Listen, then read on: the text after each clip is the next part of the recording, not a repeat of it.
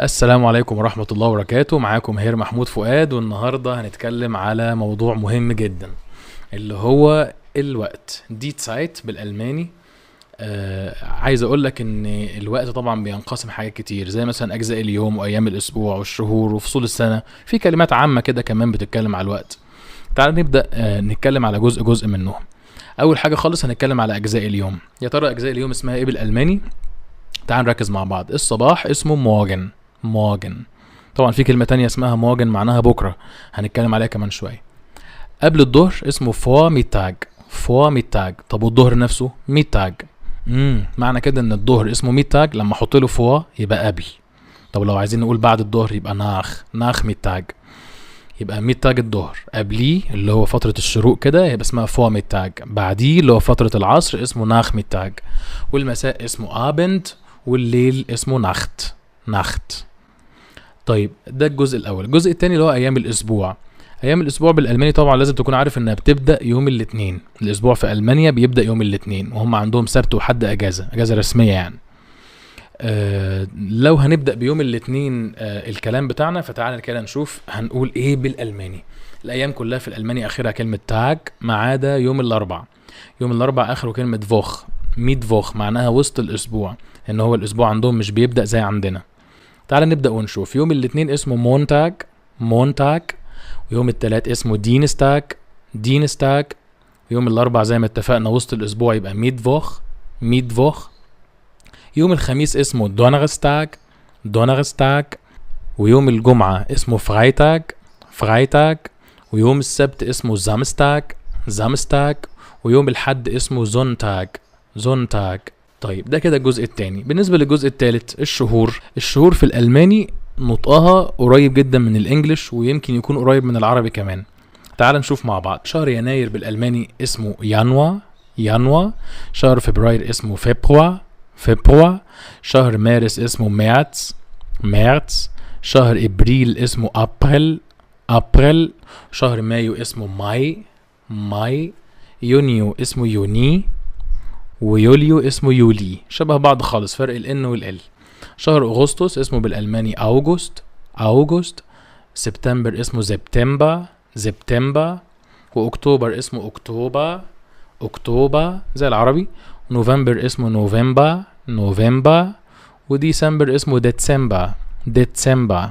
الجزء الرابع بقى اللي هو فصول السنة، هتلاقي عندك 4 فصول طبعا زي ما احنا عارفين في كل العالم، يعني الشتاء والصيف والخريف والربيع. تعال نبدأ ونقول. الشتاء قريب جدا من الانجليزي بس اسمه فينتا. والصيف كمان قريب من الانجليزي بس اسمه زوما، اختلاف بسيط زوما. الربيع اسمه فرولينج. والخريف هيربست. الجزء الخامس بقى في الحلقة النهاردة بيتكلم على كلمات فرط كده تبع الوقت، تخص الوقت، ولكنها مش محطوطة في جدول على بعضه. فمثلا كلمة سنة بالألماني اسمها يا، وكلمة فصل من فصول السنة اسمها يارسزeit. الشهر بالألماني اسمه مونات. اليوم اسمه تاج، عشان كده في الأيام الأسبوع كان كلها آخرها كلمة تاج، شبه في الإنجليش أيام الأسبوع كلها آخرها داي. نهاية الأسبوع بالألماني اسمها فوخن إندي. والدقيقة اسمها مينوتة. والثانية اسمها زيكوندي. كلمة امبارح اسمها جستان، وأول امبارح فورجستان. بكرة مورجن، والنهاردة هويته. ولو عايز أقول بعد بكرة هتبقى اسمها übermorgen. كلمة دائما بالألماني اسمها إيما. واللي جاي واللي فات زي نيكست ولاست كده في الإنجليزي عندنا اسمها نيشست ولاتست. في ناس تانيين بينطقوها نيكست، يعني النطقين صح، نيشست أو نيكست النطقين صح.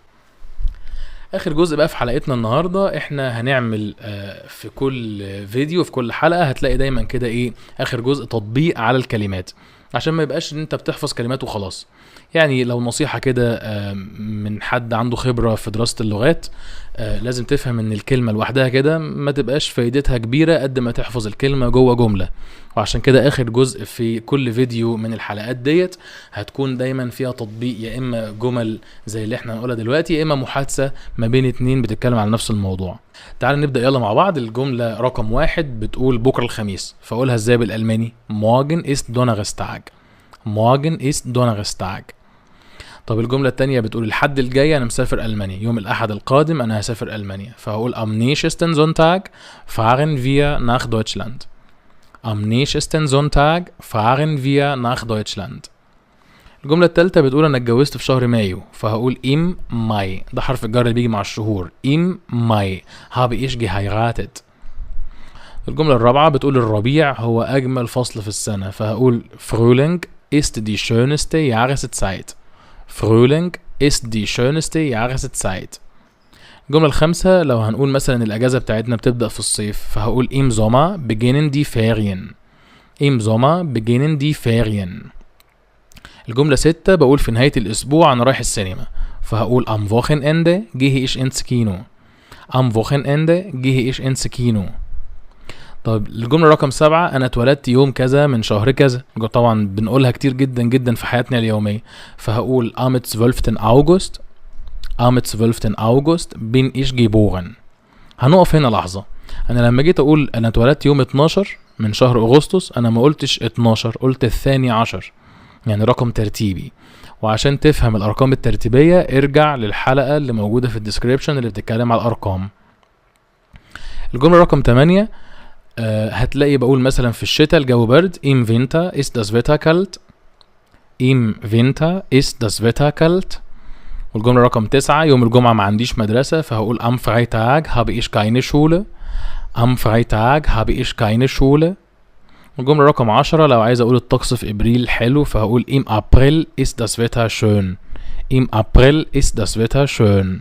في نهاية حلقتنا النهاردة أتمنى تكون استفدت باللي احنا قدمناه لحضرتك، ويكون المحتوى مفيد ليك بإذن الله تعالى. ما تنساش طبعا كالعادة عايزين سبسكرايب عشان تدعمنا، ولايك وشير الفيديو عشان يوصل لأكبر عدد ممكن من الناس محتاجين الفيديو يوصل لهم أو محتاجين المحتوى بتاعنا. وما تنساش كمان تقلب كده في القناة بتاعتنا، يمكن تلاقي فيديو يكون نافع ليك.